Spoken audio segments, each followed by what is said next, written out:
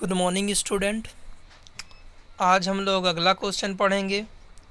पौधों तथा जंतुओं में मुख्य अंतर बताइए। एक तरफ पौधा पड़ेगा, एक जंतु पड़ेगा। आपको लग रहा होगा बड़ा आसान है ना। चलो अब पढ़ते हैं। आसान तो सारी चीज़ें होती हैं जो आप इंटरेस्ट लेते हो कि हाँ इसको समझना है, इसको करना है, तो आसान हो जाती हैं।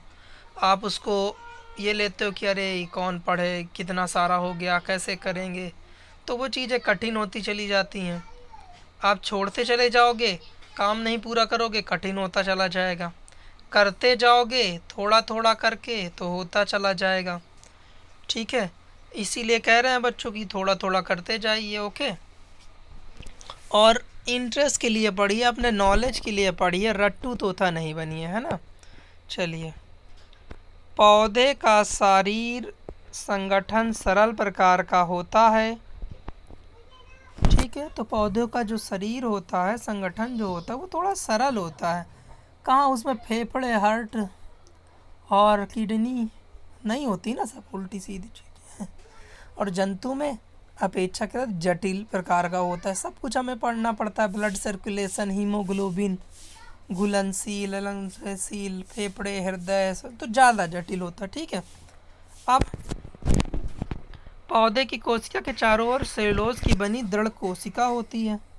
तो जो है परत होती है ना, भित्ति पाई जाती है। यानी याद रखना है कि पादपों में सेलुलोज की भित्ति पाई जाती है कोशिकाओं में, जबकि जंतुओं में क्या होता है, कोशिका भित्ति नहीं पाई जाती, अनुपस्थित होती है। ओके, पहला क्या था, शरीर संगठन सरल होता है पादपों का, जंतुओं का अपेक्षाकृत जटिल होता है। पादपों में शरीर चारों ओर सेलुलोज की बनी हुई दृढ़ पटल होती है। जंतुओं में कोशिका भित्ति अनुपस्थित होती है। जब उसमें भित्ति है तो सेलुलोज की बनी हुई है, दृढ़ है, और इसमें जंतु में कोशिका भित्ति होती ही नहीं है। तो ये बात बहुत इम्पॉर्टेंट है कि जंतु में कोशिका भित्ति नहीं पाई जाती है ना।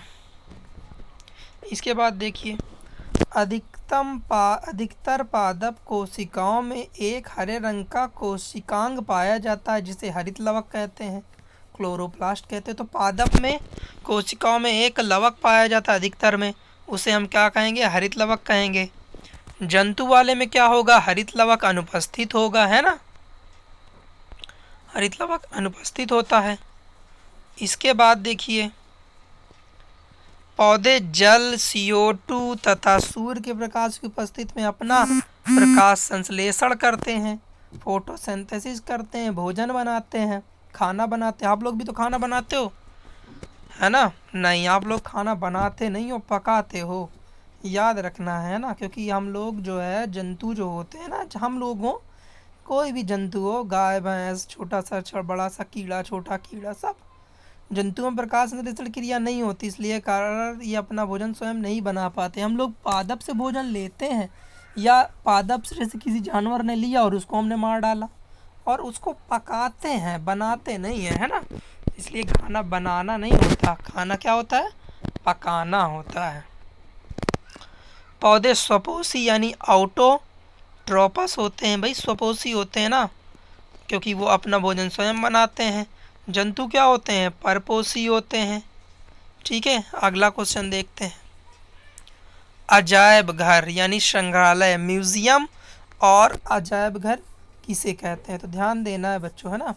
संग्रहालय यानी अजायब घर यानी म्यूजियम, कितने सारे नाम हैं। संग्रहालय प्रायः शैक्षणिक संस्थानों जैसे विद्यालय, कॉलेजों में स्थापित किए जाते हैं। क्या, म्यूजियम। संग्रहालय में अध्ययन के लिए परिरक्षित पौधे तथा प्राणियों के नमूने होते हैं। पौधा तथा प्राणियों के नमूनों को सुखाकर परिरक्षित किया जाता है। कीटों का कत्ल करके मारने के बाद डिब्बों में पिन लगाकर रखते हैं।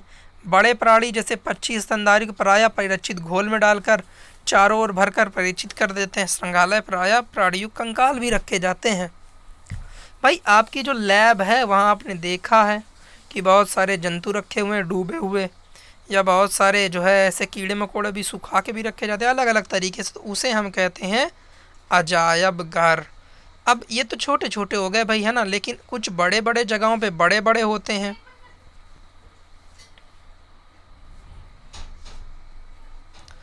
देखिए, प्रमुख अजायब घर यानी श्रृंखला देख लीजिए।